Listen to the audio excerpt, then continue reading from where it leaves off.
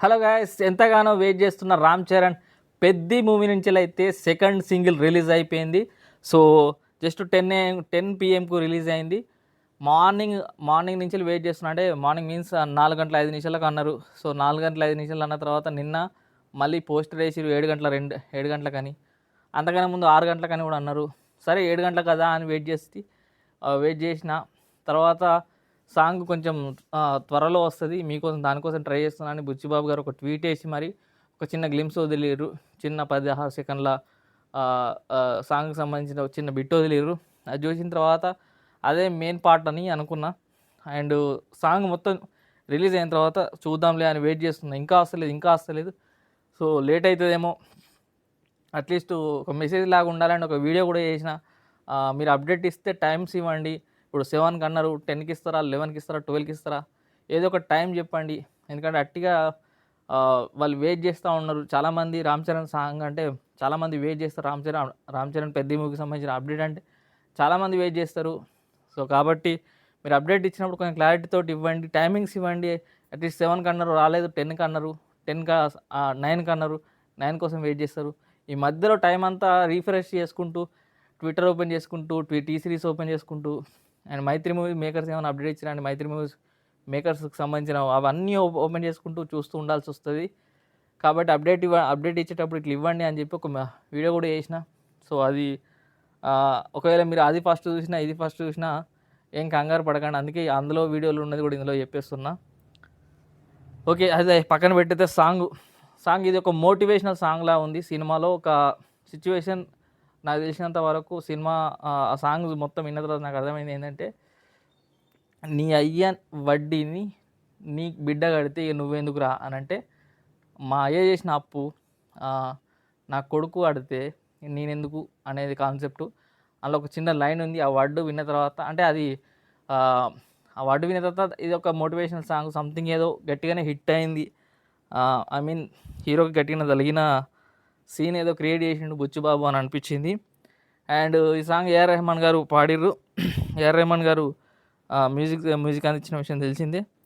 And ఈ song పాడింది AR Rahman గారు. అండ్ అనంత్ శ్రీరామేనా, ఒక్క నిమిషం, అనంత్ శ్రీరామ్ గారు లిరిక్స్ అందించారు. మ్యూజిక్ సూపర్వైజర్ వచ్చేసి ప్రశాంత్ వెంకట్. సో ఇందులో మరి ఎక్కడ పాడిరో నాకైతే అర్థం కాలే. గ్యాప్లో ఏదన్నా మ్యూజిక్లో పాట ఏమన్నా మరి బుచ్చిబాబ్స్ అన్నది ఎక్కడ వచ్చింది అనేది నాకు అర్థం కాలే. సాంగ్ 2-3 టైమ్స్ విన్నా కానీ బట్ ఎక్కడ వచ్చిందో మీరు కామెంట్ చేయండి. సో అంటే ఇక్కడ ఏదన్నా టైముడు ఏమైనా పెట్టిరా లేదా అని చూసిన. డ్యాన్సు బ్లాస్టు ఇవే ఉన్నాయి కానీ బుచ్చిబాబు ఎక్కడ వాడిండు అనేది అర్థం కాలే. అర్థమైతే మీరు కమెంట్ చేయండి ఈ టైమింగ్స్లో వచ్చిందని. సాంగ్ అయితే రిలీజ్ అయిపోయింది. సో కమెంట్ చేయండి మీకు ఎలా అనిపించిందో. సాంగ్ మొత్తం చూసిన తర్వాత నాకు ఒకటే అనిపించింది, చికిరి చికిరి సాంగ్ అంత కాకపోయినా సో ఈ సినిమాలో ఒక అంటే ఇంతకుముందు ఒక సాంగ్ రిలీజ్ అయింది మన టాక్సిక్ నుంచి, చాలా చాలా డిసప్పాయింట్ అయినా. బట్ అంటే వాళ్ళు అట్టిగా హైప్ను తగ్గించడానికి చేసినట్టు అనిపించింది ఆ సాంగ్ చూసిన తర్వాత. బట్ ఈ సినిమాకు మాత్రం చాలా మంచి సాంగ్ సెలెక్షన్ ఉన్నది.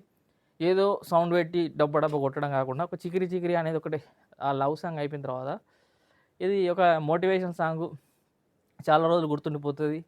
అండ్ మన రామ్ చరణ్ డ్యాన్స్ స్టెప్స్ కానీ లుక్స్ కానీ మన చిరుత మూవీ లుక్స్ కనబడుతున్నాయి.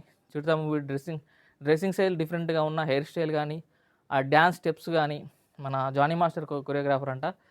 సో మళ్ళీ చికిరి చికిరిలో ఏ స్టెప్స్ అయితే అంటే ఏ రకంగా స్టెప్స్ అయితే ఒక రేంజ్లో మన వైరల్ అయినాయో ఈ సాంగ్లో కూడా స్టెప్స్ అలాగే వైరల్ అవుతాయి. సో డెఫినెట్గా చెప్తున్నాను, ఎందుకంటే చాలా కష్టపడి ప్రాక్టీస్ చేసినట్టుంది. మొత్తం చాలా చుట్టూ 100 మంది, చుట్టూ బ్యాక్గ్రౌండ్లో 100 మంది ఉన్నారు.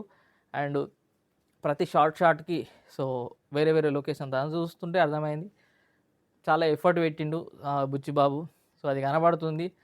సాంగ్ అయితే అదిరిపోయింది, చాలా చాలా బాగుంది. అండ్ ఒక మోటివేషనల్ సాంగ్ అని అయితే అర్థమైంది మొత్తం విన్న తర్వాత నాకైతే.